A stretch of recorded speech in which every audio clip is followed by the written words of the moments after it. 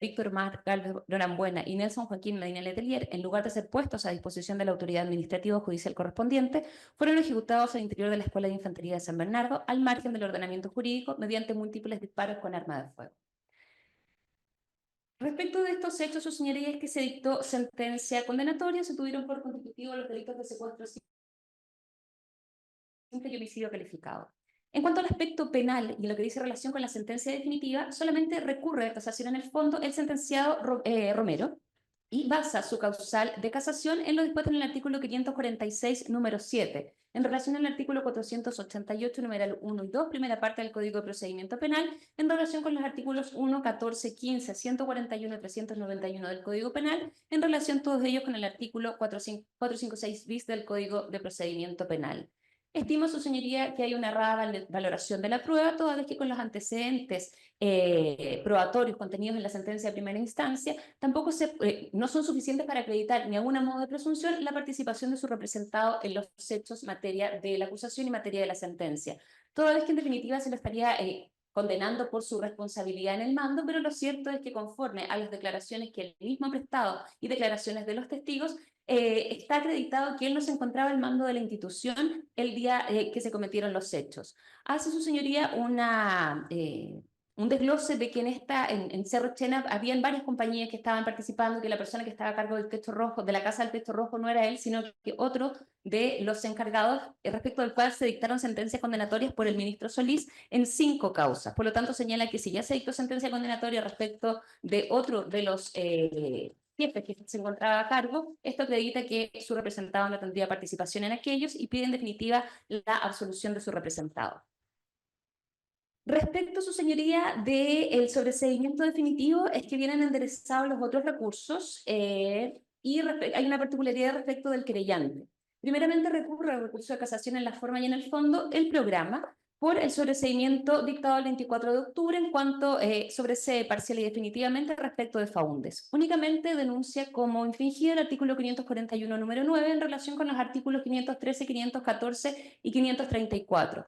Si bien alude su señoría que no se habría contado con el informe del fiscal para efectos del pronunciamiento o si está aprobado o no el sobreseimiento definitivo, lo cierto es que no relaciona su causal de casación con ninguno de los artículos de los numerales del artículo 500 y solamente se basa en el 541, número 9. Pide su señoría que se dicte nueva sentencia en la que se revoque el sobreseimiento o se dicte otra conforme a la ley. Recurre en el fondo en contra de la misma resolución, esta vez respecto del artículo 546, número 6. Señala que se aplicó la circunstancia del artículo 408, número 6, en circunstancias de que aquella o no se daban los requisitos para que ella fuera procedente. Toda vez que en esta causa no existe un informe de facultades mentales, se basa solamente en uno que fue dictado en otra causa, respecto del cual la misma ministra en visita estaba esperando un complemento de aquel informe, que la Corte no habría esperado este complemento del informe y que en definitiva no está la convicción de que efectivamente el señor Faúndes Norambuena esté en un estado de enajenación mental. Critica los medios utilizados para realizar el informe y pide que se dicte una sentencia de reemplazo por la cual se condena a Faúndes Norambuena. Posteriormente recurre a casación en la forma y en el fondo. La FEP también por el sobreseimiento en la forma, su señoría, de 541, número 9, al igual que el programa, esta vez sí lo relaciona con el artículo 500, número 4, y a su vez con los artículos 68, 69, 513 y 514 en los mismos términos, y agrega además como causal de casación en la forma la del 541, número 12, falta un trámite o diligencia esencial toda vez que no fue oído el informe del fiscal. Todo ello en relación con los artículos señalados anteriormente. Y fondo, su señoría, 546, pero esta vez lo relaciona con el número 7, denuncia como infringido los artículos 81, 408, número 6, 684, 686, 688, 689, 690, 692, 488, número 1 y 2, en relación con el 10, número 1 del Código Penal, y estos a su vez en relación con el artículo 1, 7, 15, número 2, 69, 391, 141, inciso primero y tercero, y todo ello en relación con el artículo 19, número 3, de la Constitución Política de la República. En definitiva, ataca a su señoría que la situación de salud del condenado no ha sido acreditada, que el informe del servicio médico legal consta en otra causa y no esta, que en aquella causa donde fue evacuado este informe se pidió complementar el mismo y la Corte de Apelaciones en esta causa no habría esperado la complementación, y que en definitiva, incluso de haberse declarado enajenado mental, se dio el puesto a disposición de la autoridad sanitaria competente, o bien respecto a haberlo ha sido enviado a su casa con un tratamiento y con las condiciones de custodia requeridas, lo que no fue así. Respecto a los mismos recursos, pide su señoría que se resuelva la decisión de sobreseimiento con más antecedentes que únicamente el informe del Servicio Médico Legal, o su señoría que un tribunal no inhabilitado proceda a la internación para efecto de que se realice un nuevo informe de facultades mentales. El recurso de casación en la forma y en el fondo del querellante en cuanto al sobreseimiento, lo mismo en su señoría, 541 número 9, 541 número 12, 546 el fondo, 546 número 6 en relación con el 7 en términos similares a los de la FEP. Y la diferencia, o lo que agrega acá el querellante, es que también recurre del aspecto civil de la sentencia, tanto en la forma como en el fondo. En la forma se basa en el artículo 541 número 9 en relación con el 500 número 7, en conexión a su vez con el 170 número 4 y 5 del Código de Procedimiento Civil. Señala que en la sentencia de primera instancia se analizan aquellos antecedentes que se tuvieron en consideración para efectos de conceder las indemnizaciones en los montos que fueron fijados en la primera instancia, a saber, certificados de nacimiento y declaraciones de testigos como peritajes que dan cuenta del daño moral sufrido por aquellas víctimas o herederos de estas víctimas. Y señala que, a diferencia de lo sostenido por los sentenciadores de primera instancia, lo que hace de segunda instancia es rebajar el monto de las indemnizaciones sin señalar ningún fundamento para aquello. Si me permite su señoría leer lo que dice el artículo, el considerando 15º, dice que en lo que concierne al monto de las indemnizaciones por concepto de daño moral fijada por la sentenciadora de primer grado, cuestionado por el Fisco de Chile, cabe consignar que si bien la compensación del daño moral procura ser integral, lo cierto es que en el caso alguno conseguirá tal objetivo de manera fehaciente en la medida que el dolor, la aflicción o el pesar causado a los familiares de la víctima por el hecho ilícito no son dables de cuantificar, motivo por el que al regular el quantum de la indemnización se utilizará como parámetro sumas reguladas en otras causas por hechos similares, en relación con el grado de parentesco de los actores con la víctima, cantidades que se determinarán en lo resolutivo del fallo. Es decir, lo que dice el recurrente es que acá no hay antecedentes o fundamentos para rebajar el monto en aquellas cantidades que se señalaron, y pide por lo tanto que se acoja el recurso y que se confirmen las indemnizaciones otorgadas en primera instancia. Y respecto del fondo, también en el aspecto civil, cita el artículo 767 del Código de Procedimiento Civil por remisión del artículo 546 del Código de Procedimiento Penal, por inaplicación del artículo 5 de la Constitución y el artículo 2314 del Código Civil, basándose en lo mismo su señoría y señalando que con aquello se han vulnerado también la Convención Americana de Derechos Humanos y todos aquellos tratados internacionales que regulan o que hablan de las indemnizaciones de las personas en contexto de situaciones de desapariciones forzadas. Esto respecto de los recursos, su señoría, y respecto de los antecedentes, ya se señaló el hecho y la calificación jurídica de aquella, y en el aspecto, bueno, la sentencia en cuanto a la rebaja por monto de indemnización en el aspecto civil, únicamente es el considerando que se leyó recientemente, no hay más fundamentos para rebajar el aspecto civil. En el aspecto penal, sí, la sentencia abunda un poco más, la sentencia de segunda instancia, y en la declaración de indagatoria que presta el sentenciado Romero, señala que en la época de los hechos se desempeñó como comandante de la segunda compañía de fusileros de la Escuela de Infantería de San Bernardo, que estuvieron bajo su mando los oficiales Faúndez y Magaña, y que a partir del 11 de septiembre su compañía participó en labores de vigilancia de carreteras. Pero su señoría no tuvo conocimiento alguno de ejecuciones en el Cerro Chela, es decir, niega toda su participación. No obstante aquello, tanto los sentenciadores de primera instancia como los de segunda tuvieron por acreditado la participación de aquel en los términos que vieron expuestos en la sentencia. Además, su señoría, de la calificación que consta en la hoja de vida de Romero Campos, correspondiente al 1 de agosto de 1973 al 31 de julio, y la hoja de vida del capitán, que permiten tener por acreditado que a la época de los hechos el sentenciado era oficial a cargo de la segunda compañía de fusileros que se encontraba desempeñando sus funciones en el Cerro Chena. Y respecto de las declaraciones, su señoría, hay declaraciones de 10 testigos, algunos de los cuales también desempeñaban funciones en aquel lugar, donde están contestos en señalar que detenían a las personas, luego los llevaban al Estadio Nacional, que los interrogatorios estaban a cargo de Faúndez, que es el otro de los sentenciados que viene sobreseído definitivamente, y el director de la escuela resolvía si estas personas continuaban en Cerro Chena o bien si eran puestos a disposición o trasladados al Estado Nacional y al Estadio Nacional, y la escuela estaba a cargo de Romero. Y además, su señoría, están las declaraciones de víctimas, no de testigos, que dan cuenta de la dinámica y la organización del campo de prisioneros, algunos de ellos que fueron víctimas y estuvieron detenidos en la misma época de los hechos, específicamente una de ellos donde se señala que Faúndez y Magaña formaban parte del grupo de interrogadores y torturadores y que estos estaban a cargo de Romero.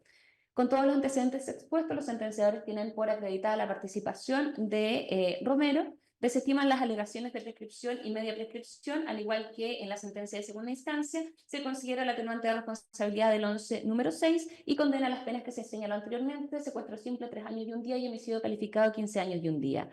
Y en segunda instancia, su señoría, con más antecedentes, se confirma la sentencia, también su señoría ahondando en que, si bien es cierto, que no obstante las pruebas por sí solas pueden dar por acreditada la participación, lo cierto es que el conjunto de ellas también reafirma la participación que tuvo aquel Romero Campos, que tuvo dominio del hecho, toda vez que las víctimas fueron mantenidas privadas en forma ilegal y posteriormente ejecutadas en un lugar que estaba a su cargo.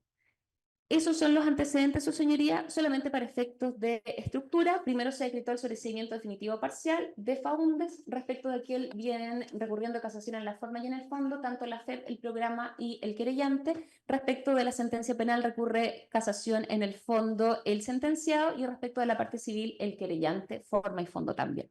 Esos son, señoría, los antecedentes, solamente para efectos de que se tenga en consideración que en la misma forma como lo hizo presente en un escrito el señor Murat antes de la vista de esta causa, lo cierto es que hay en otras causas llevadas por la misma ministra visitadora, ya se ha decretado el sobreseimiento definitivo parcial respecto del señor Faúndez. Específicamente son 7 aquellas sentencias, y una de ellas fue dictada por la Corte de Apelaciones de San Miguel, todas las cuales, 6 de estas sentencias se encuentran firmes y ejecutoriadas. Eso sí. Dígame, la Corte, cuando decreta el sobreseimiento en segunda instancia, ¿cuál es tiene el fundamento? Sí, su señor. Se lo digo enseguida. Acá. Primero, su señoría, hace un desglose que en la audiencia de la vista de la causa se solicitó este sobreseimiento, también cuál fue el contexto de la discusión, y posteriormente señala, con el mérito del informe emitido por Variñas Alvear, médico psiquiatra forense de la Universidad de Salud Mental Adultos, Departamento de Salud Mental del Servicio Médico Legal de Santiago, remitido a esta corte por el Tribunal Acubo, luego de que les fuera solicitado como medida para mejor resolver, se encuentra acreditado que Alfonso Faúndez Norambuena fue sometido a un examen de facultades mentales, del que concluyó la profesional antes referida que presentaba trastorno cognitivo mayor, entre paréntesis demencia, multidominio amnésico, patología que es degenerativa, progresiva e irreversible, cuyo cuadro clínico encuadra dentro de la figura legal de enajenado mental, agregando al perito que actualmente no se encuentra en condiciones de ser responsable de sus acciones y que su situación no presenta peligrosidad para sí ni para terceros. Quinto, que acreditada la demencia del sentenciado, la que es de carácter degenerativo, progresivo e irreversible, no habiéndose dictado una sentencia de término, es que corresponde, por no presentar su estado de salud en peligro, dictar el sobreseimiento definitivo, como se indicará a continuación. Y visto además lo dispuesto en el artículo 408, número 6, en relación con el 684 y 686, se declara que se sobresee parcial y definitivamente esta causa respecto del sentenciado Alfonso Faúndez Norambuena por haber caído en enajenación mental después de perpetrado el hecho y antes de la dictación de la sentencia de término. Esa resolución es de fecha 24 de octubre, y en la misma fecha se dicta la sentencia. Gracias. ¿Alguna consulta? No, sí. Bien, como fue advertido las abogadas y los abogados, vamos a hacer un pequeño intermedio y después volvemos con todos los alegatos de los intervinientes.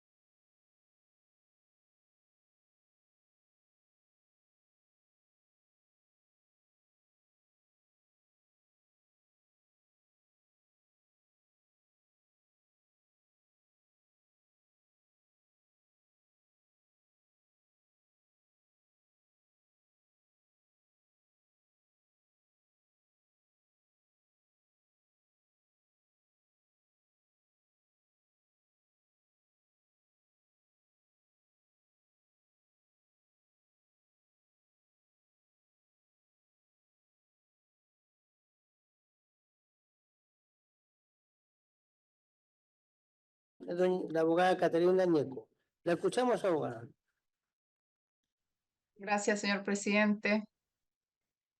Con su venia y la de este excelentísimo tribunal, alego entonces el presente recurso de casación en el fondo en representación o a favor de el capitán de la época, el señor Jorge Romero Campos, condenado, como ya pudimos escuchar de la relación, a las penas, a las penas de 3 años y un día como autor del delito de secuestro simple, como así también a las penas de 15 años y un día como autor de homicidio calificado respecto de las 3 víctimas de estos autos.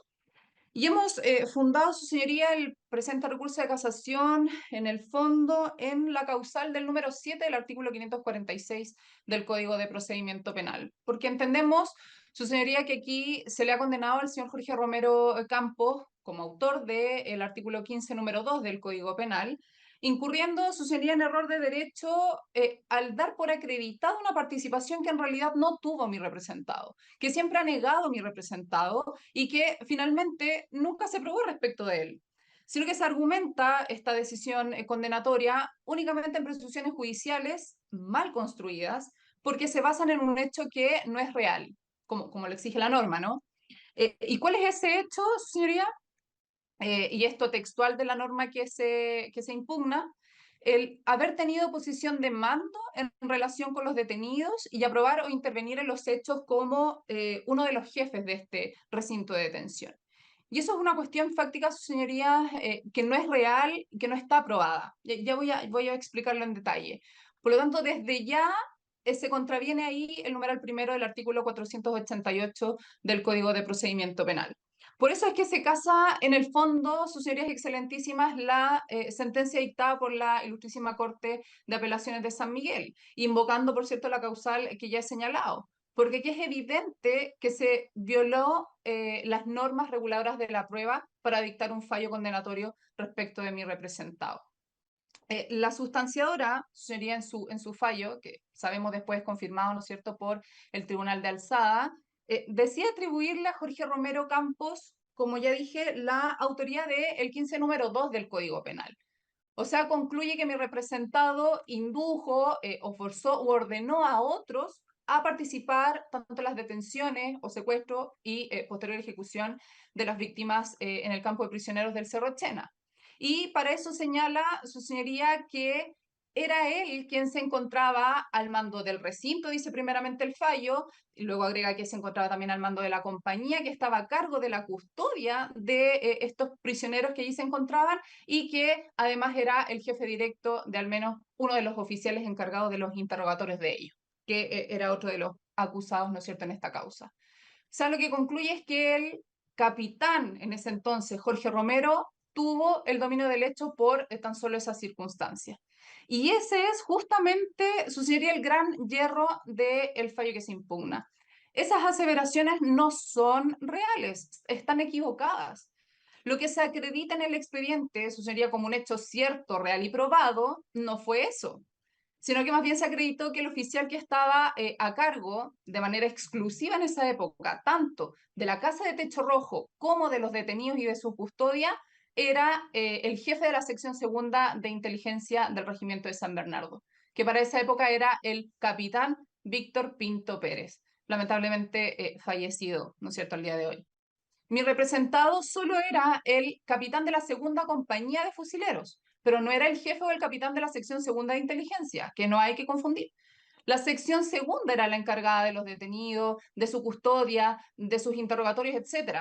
Y eso es una cuestión, sería, que consta de los documentos oficiales que obran también en la causa, incluso respecto también a la hoja de vida y destinación de mi representado en esa época. De hecho, consta, sería en el expediente, que mi representado no tuvo algún cargo en inteligencia. Él no estuvo tampoco organizando la zona de detenidos, porque él no era agente operativo, no buscaba información para detener personas y tampoco actuaba como lo hacía quienes sí estaban a cargo de esta casa de techo rojo en la época en que ocurren estos hechos. Y la mejor prueba de ello sería es que cada una de las declaraciones de los soldados que estuvieron en esa época en el Cerro Chena, y que todas ellas rolan en el expediente, señalan que cuando estuvieron bajo el mando del capitán Romero, nunca detuvieron a ninguna persona. Y tanto es así, su señoría, que si nos vamos a este caso puntual, las víctimas de esta causa son detenidas por carabineros de Buin y no por personal subordinado del capitán Romero. Y también es más, consta en autos, su señoría, que luego de que estas personas son detenidos por carabineros de Buin, son llevadas y entregadas a una patrulla militar de la Escuela de Infantería de San Bernardo, que estaba a cargo del capitán Víctor Pinto Pérez y no del capitán Romero. Por lo tanto, ya desde ahí tampoco es posible, a partir de ese hecho que está aprobado, atribuirle participación a mi representado, porque no hay vínculo con las víctimas. De sobra se acreditó, su señoría, que el capitán Pinto Pérez estaba a cargo no solo de estos detenidos, sino que de todos aquellos que estaban en esa época en ese recinto, y que todos ellos dependían de inteligencia, de la sección segunda de inteligencia, pero no estaban bajo el mando de la segunda compañía de fusileros, que insisto, no hay que confundir. Por lo tanto, el capitán Romero en ese escenario no tenía injerencia o mando sobre las personas que eran detenidos, ¿no es cierto?, con ocasión de actuales de la sección segunda de inteligencia. Ahora, es cierto, para septiembre de 1973, efectivamente, en la Casa de Techo Rojo hubo detenidos, y a cargo de la Casa de Techo Rojo estaba el capitán Víctor Pinto Pérez. Eso, su señoría, eso es un hecho indiscutido. Pero es importante recalcarlo porque al ser él, Víctor Pinto Pérez, ¿no es cierto?, el capitán jefe de la sección segunda de inteligencia, él era entonces también el encargado de las detenciones y, por cierto, del destino final de estas personas. Nadie más tenía poder de decisión respecto de ellas. Por eso, lo que había que establecer en la causa no era la existencia de detenidos, sino que a cargo de quién o de quiénes estaban estos detenidos.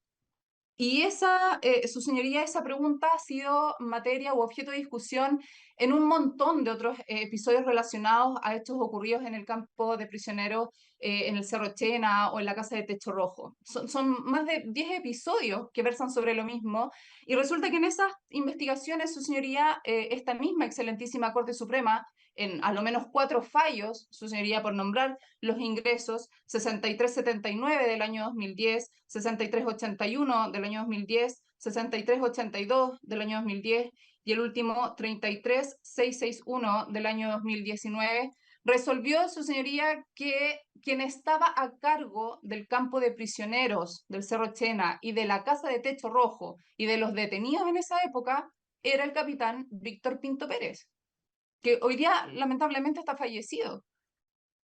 Entonces, por lo tanto, el capitán Jorge Romero Campos, o en realidad cualquier otro teniente o subteniente, no estaba a cargo de los detenidos y no tenía el dominio del hecho y no tenía poder de decisión sobre el destino final, como dije, de estas personas detenidas. Era imposible que lo tuviera, no estaba en su rol.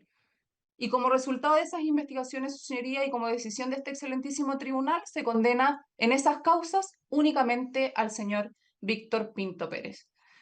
Y con respecto a su último, su señoría excelentísima, es importante hacer presente que esas, a lo menos 4 sentencias que he referido, se fundan y se basan en una multiplicidad de declaraciones que obran en cada una de esas investigaciones y que en su gran mayoría corresponden a personas que también declaran en este proceso. Y cuando uno compara las declaraciones de ellos, la verdad es que no existen contradicciones respecto de los hechos, respecto de los mandos, respecto de las compañías.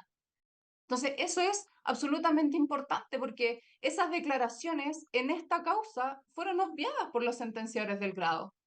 Por eso nosotros decimos que se vulneran aquí las normas reguladoras de la prueba, que es lo que hemos venido sosteniendo en nuestro recurso.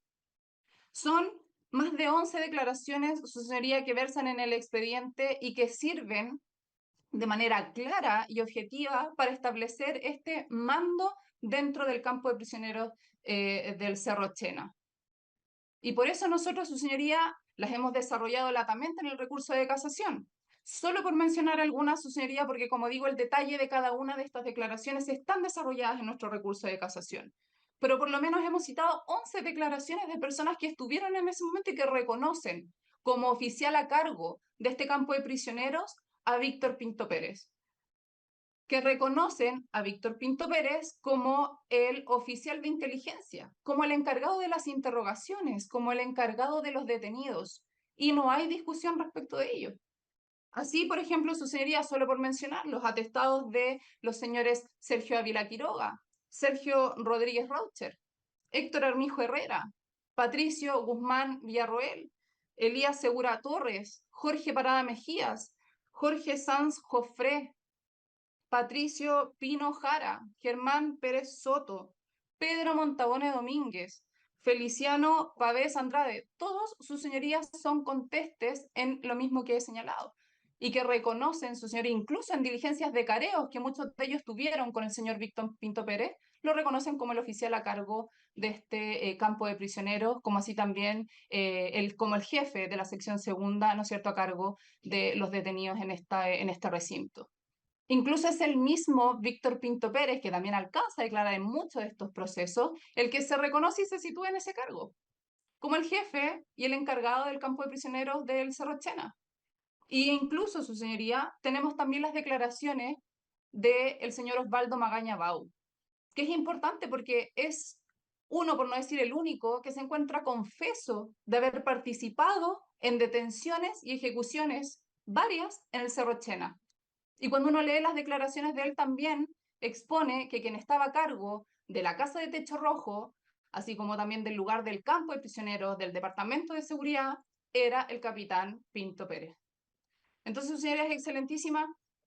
La prueba es contundente, sobre todo la prueba testimonial. O sea, no se pudo obviar. No era posible hacerlo, pero se hizo.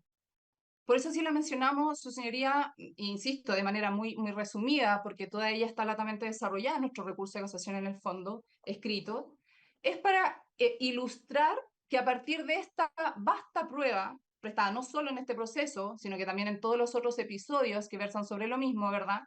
Y a partir de esta verdad judicial que está construida en razón a estas 4 sentencias distintas, ¿no es cierto?, que he señalado, y que fueron evaluadas en su momento por más de 10 ministros distintos, es que ya no es posible sostener lo concluido erradamente por la sentencia que se impugna, ¿no es cierto? En orden a creer, como digo, que quien tenía posición de mando respecto a los detenidos o respecto a la Casa de Techo Rojo era el capitán Romero. Eso no es así. Capitán Romero que, como sabemos, ha resultado condenado por el solo hecho de haber sido capitán de estas personas que supuestamente participaron en la custodia de detenidos en el Cerro Chena, que eso es una cuestión, su señoría, que como ya dije, ya fue refutada. Por eso, su señoría, es que lo recalco, porque no hay otra imputación distinta a esa. Esa es la imputación que se le hace a él en el fallo, que es una imputación absolutamente objetiva, que está prohibido por nuestro ordenamiento. Una imputación que no tiene una base real, que no se afirma en este cúmulo de antecedentes que permiten atribuir este mando de manera muy clara a una persona distinta del capitán Romero. Por eso, su señoría, sostenemos que no es posible condenar a una persona cuando no se tiene pruebas que lo inculpen. No es posible condenar a una persona a una pena, digo, tan importante como es una pena de 15 años y un día por un crimen que no cometió. Porque está claro que mi representado no mató a nadie. No vamos a entrar en esa discusión ahora, porque eso nunca se le imputó, la autoría del 15 número 1, porque él no disparó. Pero tampoco ordenó que estos hechos sucedieran. Y si hubiese sido distinto, su señoría, los soldados así lo hubiesen señalado. Y eso no ocurrió. Lamentablemente, todos los partícipes, su señoría, en estos hechos y que están reconocidos en estos otros episodios que están relacionados al Cerro Chena están fallecidos. El director de la escuela está fallecido. El capitán a cargo de la sección segunda está fallecido. Magaña, el confeso, está fallecido. Entonces, ¿quién nos queda? El entonces capitán Jorge Romero. ¿Y cuál es la imputación? Haber sido oficial de la época y que parte de sus soldados supuestamente habrían custodiado a los detenidos. Como defensa, su señoría, creo que eso no es suficiente. Lo que debe primar en todo proceso penal es la prueba que se llega al proceso, sin duda alguna. No podemos condenar para tener un culpable, ¿no es cierto?, y cerrar con eso este caso. No, no es posible que eso ocurra y no por ello vamos a condenar a una persona que es inocente, porque es el que queda vivo, digamos. Aquí estamos buscando verdad, sí, claro, claro que sí. Pero la verdad no significa condenar personas porque tuvieron cargos o porque tuvieron algún tipo de rango, ¿no es cierto?, dentro de una institución. Eso no es justo. O eso no es hacer justicia, ¿no es cierto? No es llegar a la verdad. En estas causas, sociales y derechos humanos, que son complejas por varias razones, tiene que hacerse un análisis serio de la prueba del expediente y tiene que resolverse la investigación en base justamente a las pruebas, porque está en juego la vida de una persona.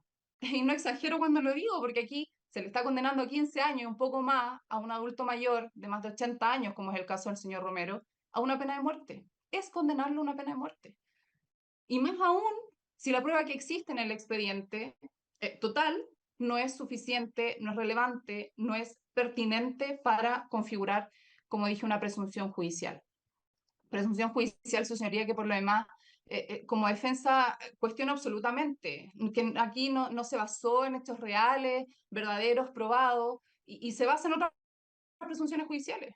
Su señoría excelentísima, las presunciones judiciales son la única prueba, yo entiendo, la única prueba que tienen las víctimas de derechos humanos para hacer justicia. Eso yo lo entiendo. Pero a juicio de esta defensa es una prueba total y absolutamente inconstitucional. Es una prueba que atenta incluso contra los estándares internacionales de derechos humanos, ¿cierto? Respecto a cuál es el estándar de prueba completa que se requiere para condenar a determinada persona en materia penal. Eso lo ha dicho la Corte Interamericana en innumerables oportunidades. Y es un estándar que lamentablemente se tiene que aplicar acá de una manera justa, ¿verdad? Por ello, su señoría, cuando se encuentra desvirtuado o desmentido que el hecho base, digamos, de que mi representado haya tenido primeramente el mando del campo de prisioneros o sobre los detenidos, implica desde ya no poder presumir una responsabilidad de autor en los términos del 15 número 2. Y por eso creemos y sostenemos que ahí es cuando se configura, ¿no es cierto?, la vulneración a las normas que regulan la prueba de presunciones judiciales. ¿Ya? Que esa sería una de las hipótesis contenidas en el numeral séptimo del artículo 546. Y se vulnera entonces el numeral primero del artículo 488 del Código de Procedimiento Penal.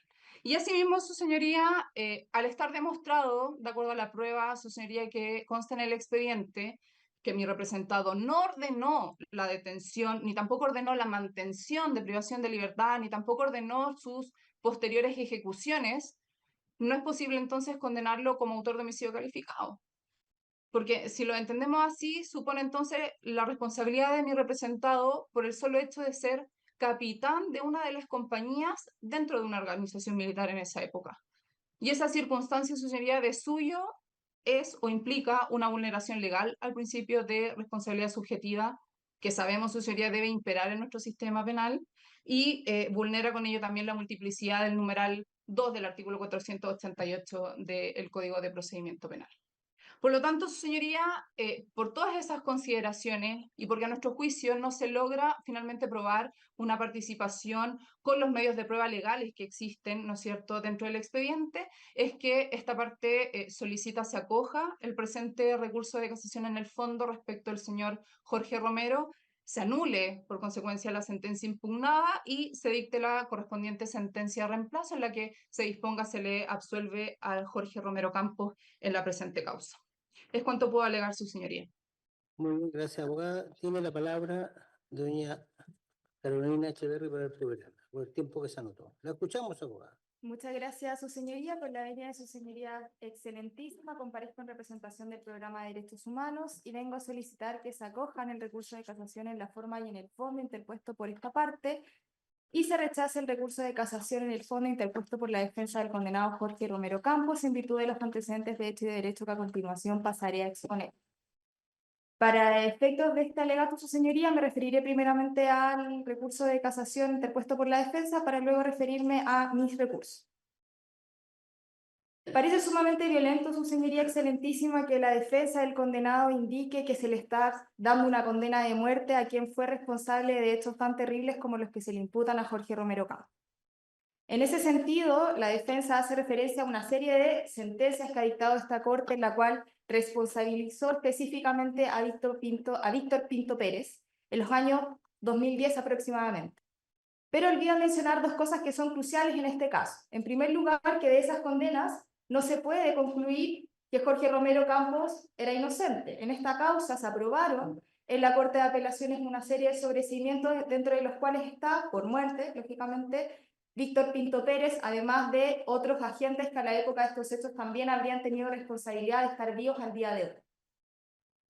Y en segundo lugar, olvido mencionar que existen una serie de sentencias ya ejecutoriadas conocidas por esta Corte, en la cual sí fue condenado Jorge Romero Campos, que son mucho más actuales, que son del año 2023-2024, como son las causas de Paine, el episodio Escorial Chena, la 62-2011 y la 11-2012, de roles de primera instancia, todos los que he mencionado. En ese sentido, entonces, Jorge Romero Campos no es una persona desconocida para esta Corte.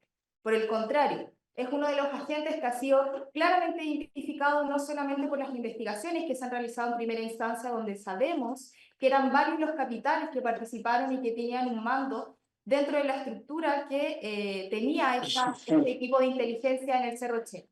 Y dentro de ellos está justamente Jorge Romero Campos, y esto fue latamente desarrollado y quedó muy claro dentro de la sentencia de primera instancia, que fue luego confirmada por la sentencia de la Corte de Apelaciones de San Miguel. En ese sentido, su señoría, dado que fue confirmada, cabe señalar que la sentencia de primera instancia estableció en el considerando cuarto de la sentencia que existían 12 declaraciones que eran coherentes entre sí, que daban todo el contexto respecto a quienes habían participado en las detenciones en el Cerro Chena, pero también en el contexto en el cual fueron detenidas estas 3 víctimas de estos agentes. Por otro lado está el considerando quinto, donde está una serie de documentos entre los cuales se encuentran hojas de vida, etcétera, donde quisiera referirme específicamente a uno que rola a hoja 802, que es un informe del Servicio Médico Legal en el cual se señala que se reciben los cuerpos directamente desde la Escuela de Infantería. Por lo tanto, también tenemos totalmente acreditados que las personas que fueron detenidas, estas víctimas por las cuales se conoce la causa hoy, son asesinadas en el campo de prisioneros del Cerro Chena y desde ahí son enviadas al Servicio Médico Legal. Por lo tanto, tampoco es atingente la alegación de la defensa en cuanto a que la detención la realizó Carabineros, puesto que sí es desde el Cerro Chena, desde donde estas víctimas son, donde fueron asesinadas y luego fueron entregados sus cuerpos al Servicio Médico Legal. Luego, los considerando 6 y 7 de la sentencia de primera instancia se desarrolla cómo estas personas fueron ejecutadas, y en el considerando 9 se da cuenta pormenorizadamente de cómo funcionaba esta estructura, y hay declaraciones no solamente de detenidos, en las cuales hay 9 detenidos que señalan específicamente la responsabilidad de estos agentes, dentro de las cuales está Romero Campos, quien tenía un rol dentro de esta estructura en cuanto a que estaba a cargo de los detenidos. Se señala, incluso él indica también en sus declaraciones que estaba dentro de quienes se preocupaban de la alimentación de estas personas, pero también se señala en los roles que cumplía Jorge Romero Campos en las torturas de las víctimas que se encontraban en el Cerro Chena. Y además hay 10 declaraciones de militares que dan cuenta de las mismas situaciones, es decir, nos dejan claro que Jorge Romero Campos cumplía un rol crucial dentro de este grupo de personas del servicio de inteligencia, y que este rol sí era de orden, de mando, en cuanto a que él tenía un equipo a cargo que él dirigía y a los cuales se les indicaba qué hacer o no con estos detenidos. En este contexto, entonces, su señoría se suman además 6 declaraciones específicas sobre Jorge Romero Campos que están en el considerando 15. Todas estas declaraciones, su señoría, son las que considera no solamente el Tribunal de Primera Instancia para condenarlo, sino que posteriormente el Tribunal, la Corte de Apelaciones, para confirmar esta condena. Entonces, cuando la defensa señala que no existen dentro de este expediente o dentro de la causa argumentos suficientes para condenarlo, lo cierto es que eso no es así. Lo que ocurre es que probablemente la defensa no está conforme con la manera en la cual esta prueba se interpreta o a la conclusión que llega, porque lógicamente conlleva una condena para su representado, pero la prueba sí existe, es coherente entre sí y además es abundante. Y más aún, a nosotros también nos habría gustado que fuera condenado Víctor Pinto Pérez en esta causa, como tanta prueba señala la abogada que respecto de él existía. Nosotros estamos de acuerdo, existía mucha prueba respecto de Víctor Pinto Pérez, pero él está fallecido, al igual que una serie de otros agentes que no podemos condenar hoy, sino por cierto estaríamos conociendo una causa por varios coautores de este delito y no solamente en relación al encartado ya mencionado. Por otro lado, su señoría, y solo para hacer referencia, existe abundante jurisprudencia de esta Corte Suprema en la cual desarrolla la idea de el mando la responsabilidad por el mando, y me referiré solamente a una de las últimas sentencias que se dictó, que fue en la causa 50.341 del año 2020, en la cual esta Corte establece cuáles son los parámetros que en opinión de esta parte se cumplen a cabalidad en el caso del encartado Jorge Romero Cabo. Dicho así, entonces, su señoría, existiendo sentencias tan actuales respecto de este condenado, conocidas por esta Corte Suprema, es que nosotros estimamos en primer término que debe rechazarse el recurso de casación interpuesto por la defensa del condenado. Ahora, su señoría, respecto a las casaciones interpuestas por esta parte, cabe señalar que se dirá, y mucho ya se ha dicho, respecto a las decisiones que posteriormente se han tomado en referencia al condenado Alfonso Faúndez Norambuena. Todo lo que sucedió con posterioridad a la dictación de este sobreseimiento, si bien no puede ser desconocido por esta parte, no quita de ninguna manera la nulidad de la sentencia en la cual este es sobreseído, porque en ella hay errores de derecho que son de tal magnitud que implican que esta Corte Suprema dicte la nulidad de esa sentencia, puesto que no se actuó conforme establece la ley. Y en ese sentido, en primer lugar, nosotros presentamos una casación forma por el artículo 541, número 9, entendiendo que además de las normas de los presupuestos establecidos en el artículo 500, hay otros presupuestos que establece el Código de Procedimiento Penal que se refieren específicamente a un trámite esencial que en nuestra opinión es el de la opinión del fiscal judicial. En ese sentido está el artículo 513, el artículo 514 y el artículo 534, que señalan específicamente que se le debe pedir la opinión del fiscal, que éste puede señalar si aprueba, confirma o se revoca la sentencia, y que en el fondo todo esto que se señala es conforme a las mismas consideraciones de los recursos de apelación. En ese sentido, como bien indicó la señorita relatora, esta causa estaba lista para ser conocida. Había llegado a la Corte de Apelaciones de San Miguel después de estar aproximadamente 6 meses en estado de relación o incluso un tiempo más, en los cuales incluso ya se habían acabado los derechos, no se podía recusar, no se podía suspender, y es en ese contexto que el abogado defensor de Alfonso Faúndez Norambuena presenta esta solicitud de sobreseimiento, que luego es conocida en la vista de la causa. Cuando es conocida en la vista de la causa, estas partes señalan que en atención al tiempo, ya que estamos hablando de causas de hace más de 50 años, no queríamos que la causa volviera a bajar a primera instancia porque hemos visto cómo en estos procesos han habido dilaciones innecesarias. Y así solicitamos a la Corte que lo resolviese en esa instancia, puesto que específicamente hay una norma que es el artículo 687, si no mal recuerdo, que se refiere a que puede ser conocida en esa instancia. Ahora, aquello no implica que no se conozca respetando todo lo que establece la ley. Y en ese contexto, debe, en primer lugar, la Corte, tras la vista de la vista de la causa, debió haber solicitado al fiscal la opinión respecto a lo que pasaba con esta solicitud de sobreseimiento. Aquello no se hizo, pese a que incluso en la causa habían una serie de sobreseimientos por los cuales ya se le había consultado al fiscal. Por lo tanto, era de toda lógica que también se hiciera respecto de esta causa. Aquello no se hizo y por tanto nosotros entendemos que faltó un elemento esencial y que establece el Código de Procedimiento Penal para poder resolver este asunto, y que por ello se configura la causal de forma. Ahora, también casamos en el fondo respecto al artículo 546, número 6, por entender que no se actuó conforme a lo que establece el número 6 del 408, como dispone esta norma del 546, que señala que cuando sobrevenga una situación, se podrá dictar el correspondiente sobreseimiento, pero establece en el artículo específicamente que esto se hará con arreglo a la ley. ¿Y qué es lo que establece la ley? La ley establece que para poder sobreseer a una persona que entra en un estado de enajenación mental, debe existir en la causa propiamente tal un informe de facultades mentales. En esta causa no solo no existía un informe de facultades mentales respecto a la situación de Alfonso Faúndez Norambuena, sino que además el informe que se acompañó es un informe en otra causa en la cual todavía se estaban desarrollando una serie de diligencias, puesto que la ministra no estaba conforme con ese informe porque existían contradicciones también en que se había hecho un informe con muy poca anterioridad, se hace este informe, ambos concluían cosas distintas, por lo tanto la ministra manda a hacer una serie de exámenes que también tienen relación con imágenes, etcétera, a este encartado.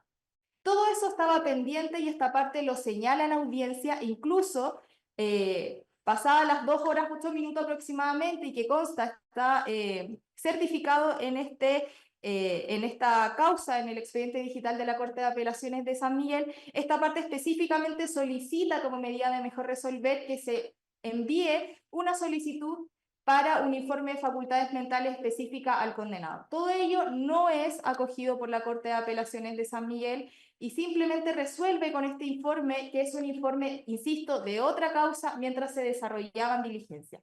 Lo que ocurre con posterioridad no deja de ser relevante, pero no quita los vicios de nulidad que presenta esta sentencia y que en nuestra opinión deben ser resueltos por esta Corte, porque si no abre la puerta para que la Corte de Apelaciones falle sin respetar lo que nuestro Código de Procedimiento Penal establece, como son tanto el informe fiscal como el informe de facultades mentales específico del condenado en la causa que se está tramitando, entendiendo que lo que pasa en los otros procesos no es vinculante directamente para el proceso propiamente tal.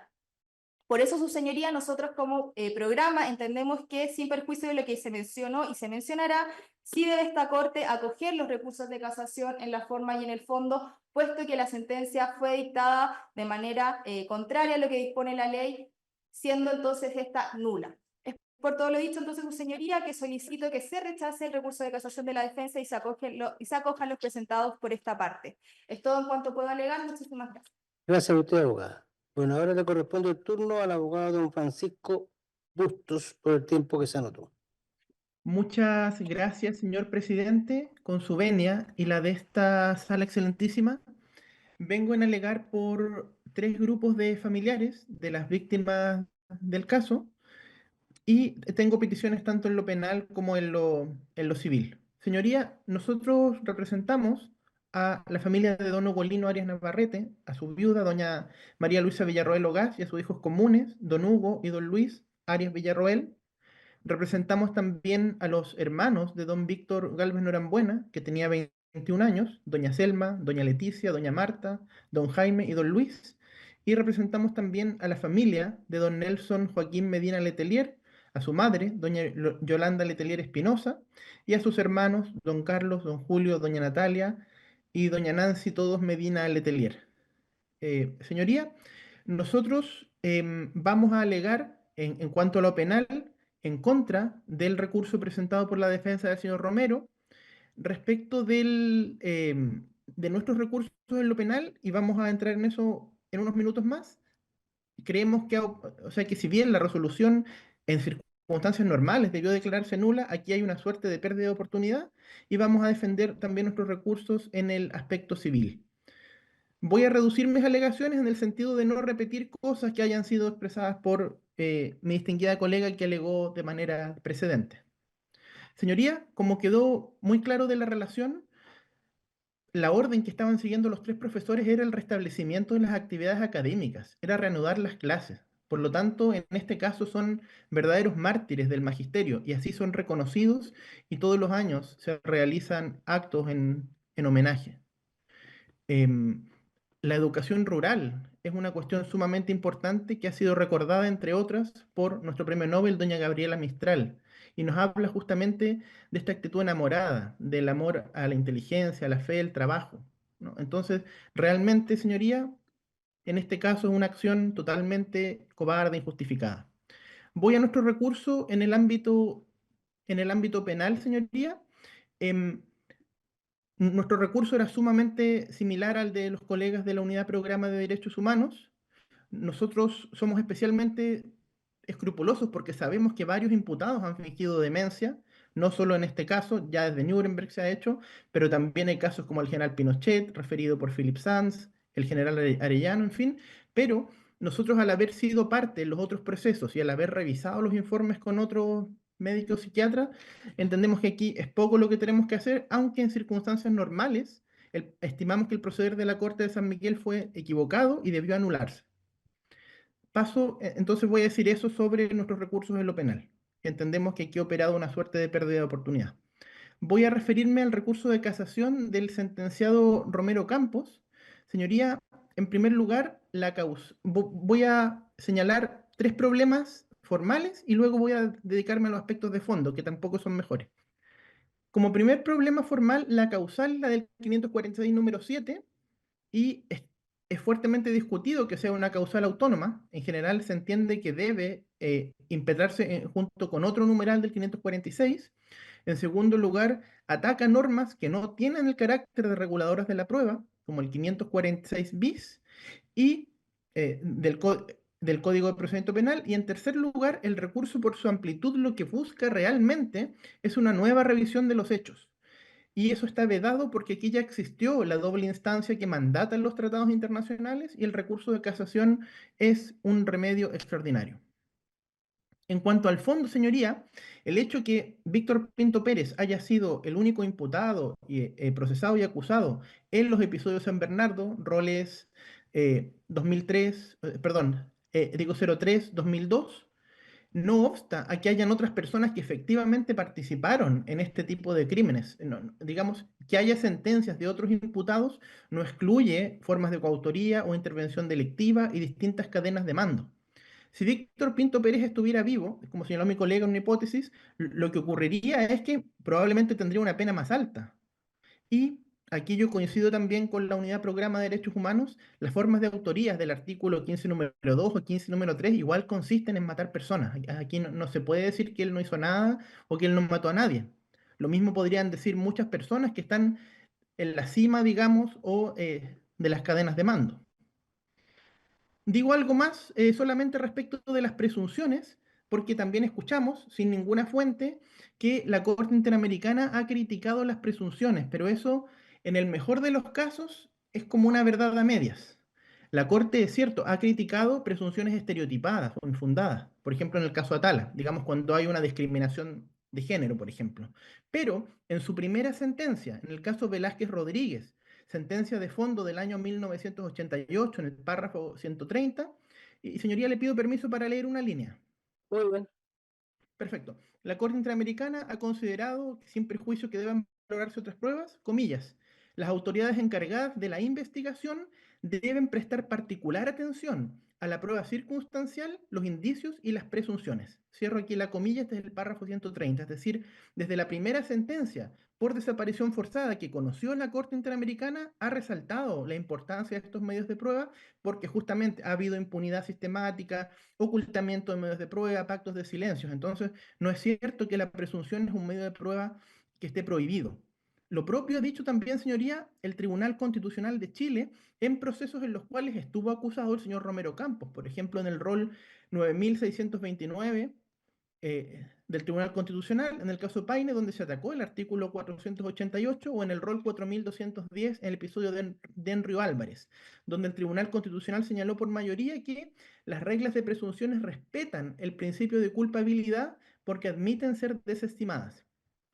Y una de las grandes expertas en derecho probatorio en Chile, la profesora Daniela Catino, señala que todas las críticas de que las presunciones serían inconstitucionales ignoran que la regla de cierre de la arquitectura del antiguo Código de Procedimiento Penal es el 456 bis, que reconoce libertad de absolver aunque hayan medios de prueba que las reglas determinen que debe considerarse plena prueba. Entonces, por ahí no hay ninguna parte.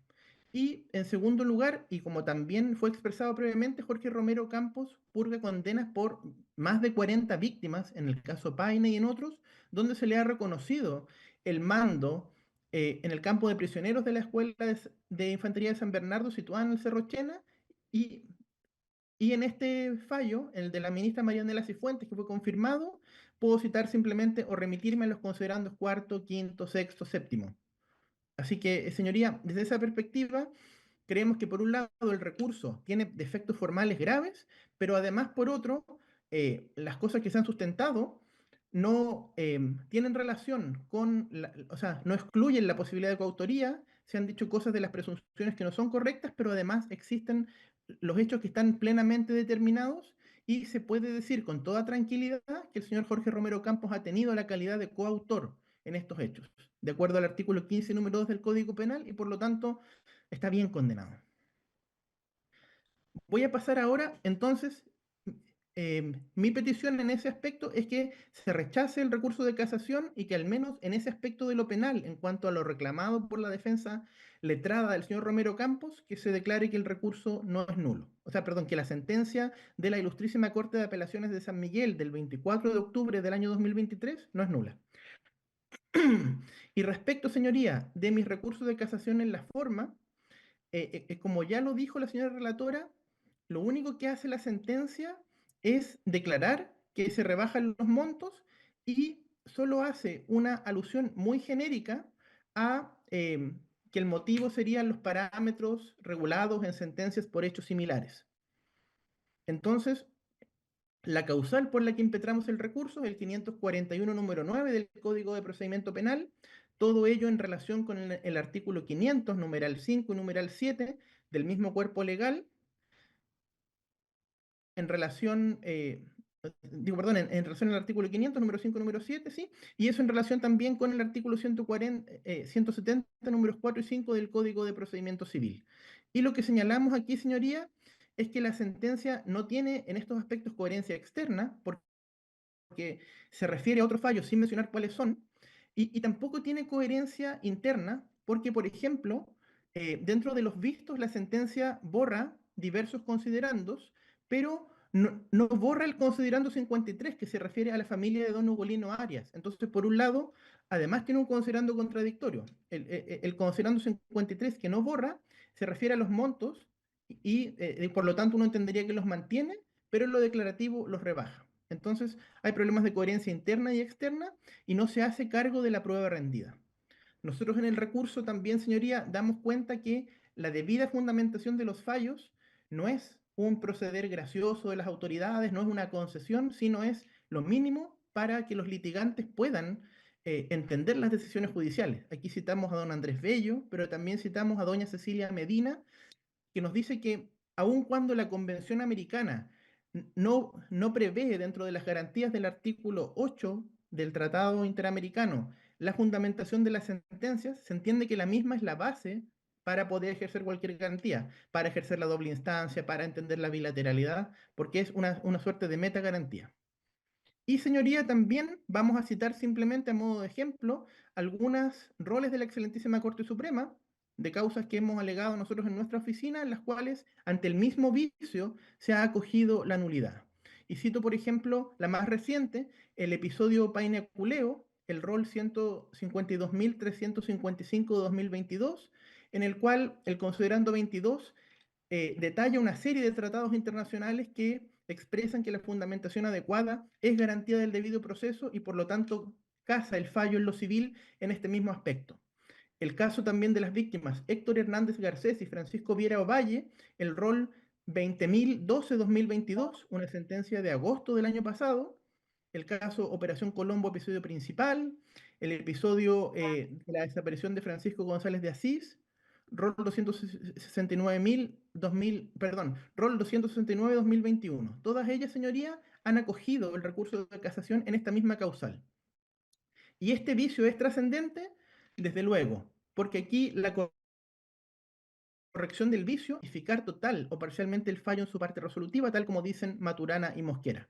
Por eso, en cuanto al recurso de casación en el aspecto civil, solicitamos que al no haberse entregado fundamento, sino simplemente aludir a fallos de naturaleza similar, es que esta sentencia en ese aspecto debe ser casada en la forma y en su lugar, sin nueva vista pero de forma separada, dictarse la sentencia de reemplazo correspondiente que en definitiva confirme las indemnizaciones otorgadas por la sentencia de primera instancia por ser acorde tanto al mérito del proceso como a la prueba rendida. Y respecto del recurso de casación en el fondo en lo civil, voy a ir más rápido porque es muy similar. Solicitamos aquí también que se declare la nulidad de la sentencia del 24 de octubre del 2023 en su aspecto civil y se dicte sentencia de reemplazo. La norma, el artículo 767 del Código de Procedimiento Civil, por la remisión expresa que realiza la parte final del 546 del Código de Procedimiento Penal. Y aquí hay errores porque no se considera el principio esencial, que es la reparación integral. Reparación integral mandatada por normas legales, el Código Civil, la Ley de Bases Generales de Administración del Estado, constitucionales, el artículo 63 de la Convención Americana, el artículo 14 de la Convención contra la Tortura, y también norma consuetudinaria como ha reconocido el Tribunal Permanente de Justicia Internacional en el caso de la fábrica Chorzów, Alemania contra Polonia, que es el antecesor de la Corte Internacional de Justicia. Hemos citado ahí diversas antecedentes de Naciones Unidas, de doctrina, que dan cuenta de que hay un deber de reparar acorde al mérito del proceso, y también hemos listado los medios de prueba que fueron acompañados, que en definitiva deben permitir considerar que existió un daño tremendo a todos los familiares de estas víctimas en un caso que lleva más de 50 años en la impunidad. Por eso también, señoría, respecto de nuestro recurso de casación en el fondo, en el aspecto civil, lo que solicitamos es que se anule el fallo y sea nueva vista, pero de forma separada, se anule la sentencia y también se confirme el fallo de primera instancia respecto a las sumas ordenadas pagar por la ministra Cifuentes. Termino con esto mis alegaciones. Muchas gracias. Muy bien, abogado, gracias. Bueno, ahora le corresponde el turno al abogado Sergio Bello por el Consejo Forense del Estado. Lo escuchamos, abogado.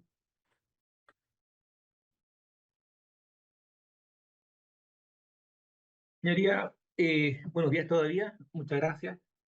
Con su venia, alego por el Fisco de Chile, pido derechamente que estos recursos de casación, forma y fondo deducidos en contra del aspecto civil de la sentencia de segunda instancia sean rechazados en todas sus partes. Lo primero que quiero decir de modo genérico es que, tal como ha señalado la parte recurrente, los demandantes en esta causa, en un número total de 13 personas, demandan como víctimas por repercusión respecto de 3 víctimas directas. En el caso del señor Ugolino Arias, demanda a la convivente y 2 hijos. En el caso de don Víctor Galvin Norambuena, demandan 5 hermanos. En el caso del señor Nelson Medina, demanda a la madre y 4 hermanos más. El resumen de esto, de modo genérico, es que demandan 9 hermanos en total, 2 hijos, una conviviente y una madre. Y resulta que tanto la sentencia de primera como la de segunda instancia acogen las demandas civiles en una indemnización en globo o colectivo, otorgando la misma cantidad a todas las personas que tuvieran el mismo parente. La demanda de la sentencia de primera instancia acoge las acciones civiles diciendo 100 millones para las convivientes o la madre, 80 millones para aquellos demandantes que tengan la calidad de hijos y 50 millones respecto de todos los que tengan la calidad de hermanos de la víctima directa, que en este caso son 9 personas. Y la sentencia de segunda instancia rebaja los montos, señalando que se acogerán por un total de 50 millones respecto de aquellos que tengan la calidad de conviviente, madre o hijo, y de 20 millones para que todos aquellos que tuvieran la calidad de hermanos de las víctimas.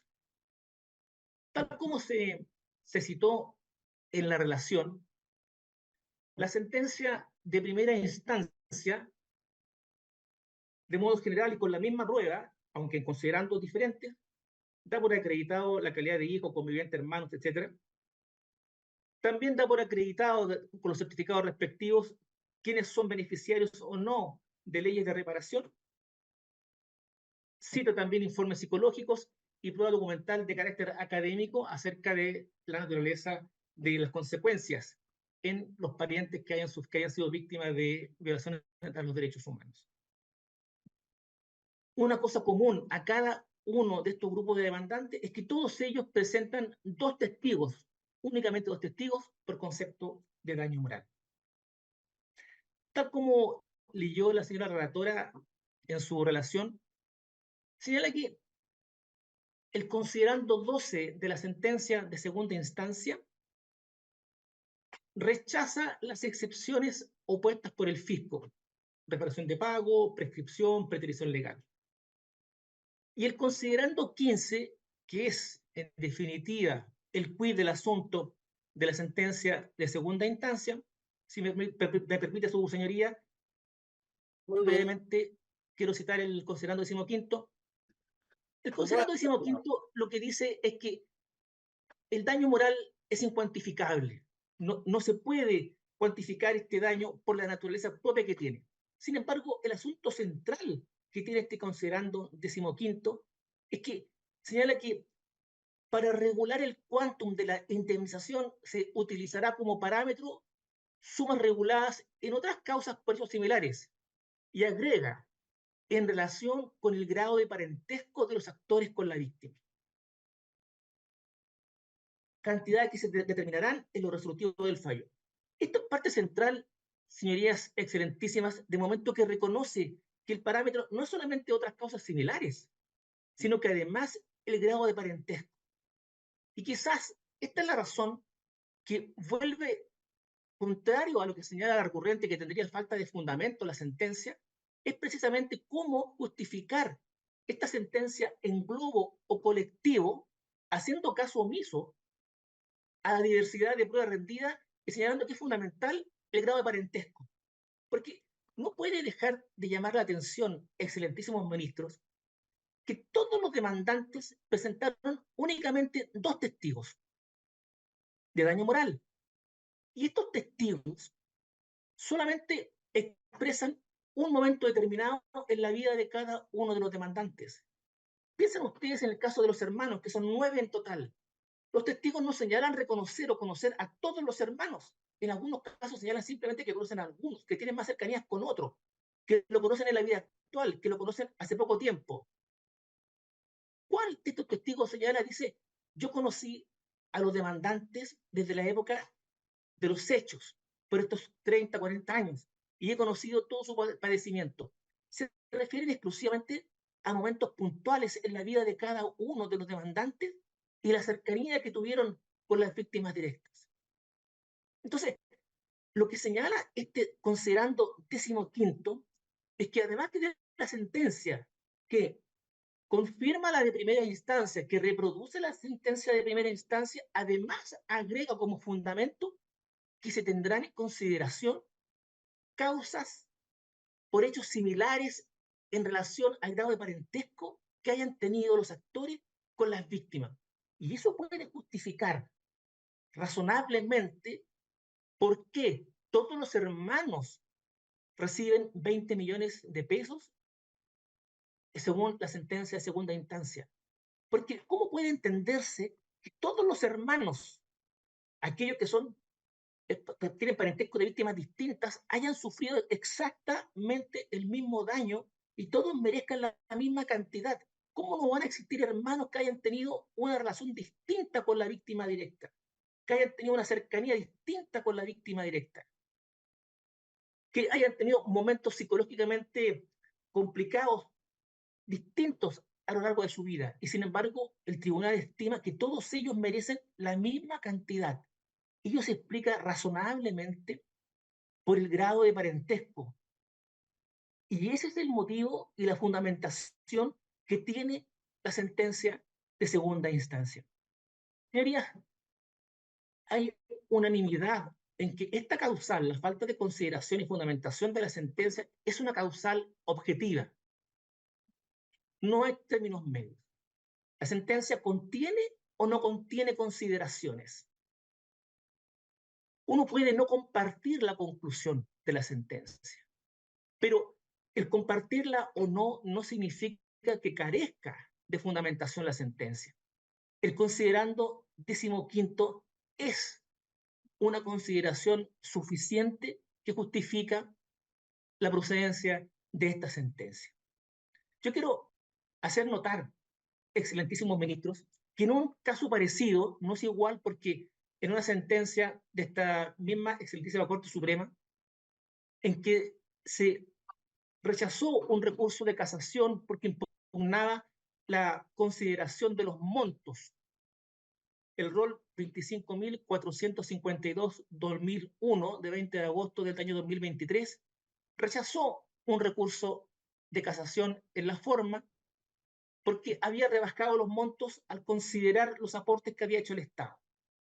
Y lo que dijo la Corte es que eso es un análisis de fondo, de orden sustantivo, que si es erróneo o no para fijar la cuantía, no procede impugnarlo por esta vía. Los profesores Mario Mosquera y Cristian Maturana, en su libro Los recursos procesales, cuando se refieren a esta materia, señalan que esta causal concurre cuando el vicio consiste en la falta de consideraciones, pero no en la impropiedad de las mismas. Es decir, la circunstancia de que sean erradas o deficientes las consideraciones no habilita la procedencia de este recurso por esta causa. Señorías, yo quiero terminar en esta parte el recurso de casación en el informe, citando incluso un pequeño párrafo del recurso de casación en el fondo de la misma parte. En la página 43 refería, el primer párrafo refería a la casación de fondo. Y señala al mismo recurrente que hay una aplicación falsa de la ley cuando señala que al confirmar con declaración mediante razonamientos vagos e imprecisos, sin atender a la prueba rendida en el proceso. Es decir, el mismo recurrente alega que en todo caso lo que habría ocurrido aquí sería una violación a las leyes reguladoras de la prueba, las cuales no han sido invocadas. De modo que el fundamento último de este recurso, que impugna considerando 15º de la sentencia, resulta improcedente porque la misma es suficiente para justificar la sentencia de segunda instancia. En cuanto al recurso de casación, en el fondo, voy a ser muy breve. Las normas que se citan son de derecho internacional y el artículo 2314 del Código Civil, en cuanto señala que las indemnizaciones que se otorgaron no serían justas ni adecuadas, que son conceptos indeterminados en cuanto los tratados internacionales lo consagran, pero le entregan al derecho interno y a los tribunales competentes que conocen con el mérito del proceso determinar el quantum específico que pudiera proceder. La sentencia de auto ha dado plena aplicación a los tratados internacionales, dando una indemnización justa y adecuada y fijando el quantum que procede en este caso. Por estas consideraciones, excelentísimos ministros, pido enderechamente que estos recursos, fondo y forma, en contra del aspecto civil de la sentencia de segunda instancia, sean rechazados en todas sus partes, y con esto termino mi alegato. Muchas gracias. Y por último, tiene la palabra el abogado Maximiliano Murat. Puede alegar, abogado. Gracias, señor presidente. Con la venia de esta excelentísima corte, vengo a alegar en representación de don Alfonso Faúndez Norambuena, solicitando ya que se rechacen los recursos de casación forma y fondo, deducidos tanto por el programa Derecho Humano como por la parte querellante y la agrupación AFEP, por las siguientes razones que paso a exponer brevemente a vuestra señoría excelentísima. Señor presidente, el primer argumento que escuché de mi colega contradictora y que además lo leí en el recurso de casación y que se repite en los otros recursos de casación en la forma y fondo, es la omisión del informe fiscal por parte de la Ilustrísima Corte de Apelación de San Miguel al momento de dictar el sobreseimiento. Y el primer argumento en contra que quiero exponer es entender que este es un recurso de nulidad de la sentencia, y el recurso de nulidad de la sentencia se refiere a que hay un vicio de nulidad procesal y por lo tanto debiese anularse. Pero para que estemos en presencia de un vicio de nulidad susceptible de ser anulado, voy a aplicar el principio del nemo auditur, el principio que está reconocido en el artículo 70 del Código de Procedimiento Penal y que está reconocido en el artículo 83 del Código de Procedimiento Civil. Es decir, no puede reclamar la nulidad quien ha originado el vicio o ha concurrido a su materialización. Esa es una primera vertiente en la cual se puede entender que la contraparte ha concurrido a que se produzca el vicio. ¿Por qué, señor presidente? Esa audiencia a la cual se hace relación, que se ha mencionado acá, de la vista de la causa que fue virtual, a la cual yo estuve presente y también los otros dos colegas, el señor Bustos estuvo presente y la señora Echeverry, yo lo que solicité fue que bajara en trámite la causa, a primera instancia, para que la ministra María Elena Cifuentes Alarcón, que estaba conociendo de otras causas que tiene el señor Faúndez, dictara un sobreseimiento definitivo en razón a los informes del Servicio Médico Legal y a los posteriores informes del Horvitz y los complementarios. Y lo que hizo la Ilustrísima Corte de Apelación de San Miguel en su momento en la audiencia fue decir que sí, que efectivamente tenía razón el abogado defensor y que iba a bajar en trámite. En ese momento, en la misma audiencia, las contrapartes reclamaron que no podía ser, que reponían de la resolución, que esto lo que hacía era dilatar las causas de derechos humanos, que esto producía un enorme daño para la tramitación de las mismas, en fin, etc. Y después de un debate, la Ilustrísima Corte Nacional de San Miguel, la misma audiencia cambia de parecer y dice, bueno, ya, nosotros lo vamos a resolver. Pero ese nosotros lo vamos a resolver fue porque lo pidió expresamente la contraparte. Ellos no pidieron que previamente a resolución del asunto se informara por el fiscal y luego volviera a la Corte de San Miguel y se pusiera auto en relación y se fallara, sino que lo fallaran en la audiencia. O sea, a mi juicio, eso es que ellos han validado de alguna manera el vicio. O sea, ellos concurrieron a que se viera sin el informe fiscal. Pero hagamos cuenta, como dice la colega aquí contradictora, que ellos esperaban que se viera la causa y que después pidieran informe fiscal. Bueno, lo cierto es que con fecha 3 de octubre, la causa finalmente es vista, con fecha 4 de octubre del 2023, la Ilustrísima Corte San Miguel pide una medida para mejor resolver, solicitando los informes facultades mentales de Faunde, y el 5 de octubre, señoría excelentísima, el 5 de octubre queda en relación, o sea, queda en acuerdo. El 5 de octubre la causa queda en acuerdo hasta el 24 de octubre que se dicta el fallo. Entonces, aquí viene la segunda vertiente del nemo título. Tampoco podrán solicitar la nulidad los que han convalidado expresa o tácitamente el vicio. Y acá hay una convalidación tácita del vicio porque no solicitaron, después del 5 de octubre, el trámite del informe fiscal, sabiendo que la causa quedó en acuerdo sin haber solicitado ese trámite. Por tanto, a mi juicio, a juicio de esta defensa, no pueden alegar, ¿cierto? En este caso no será oído quien alega la nulidad si ellos convalidaron tácitamente el propio vicio. Aún así, señor presidente, que usted encontrara, o la excelentísima sala, de que hay, en este caso, o no ha originado el vicio, no ha convalidado el vicio de la contraparte, acá hay un segundo requisito que no se cumple, que es el agravio. Porque para que pueda anularse una sentencia y dictarse otro reemplazo, aparte de existir el vicio, tiene que causar agravio. Y aquí hago mía las palabras del colega de los querellantes, el señor Bustos, que él dijo acá, se ha perdido la oportunidad de este recurso. Lo dijo expresamente. ¿Qué significa eso? Después de la reacción y deducción del recurso de casación forma fondo por todos los querellantes, se dictaron 7 sentencias. Eso es un hecho conocido, y si no fue conocido, yo acompañé esas 7 sentencias el día jueves en la tarde, sentencias que conocen cada uno de mis colegas. En esas 7 sentencias hay 6 sentencias de primera instancia.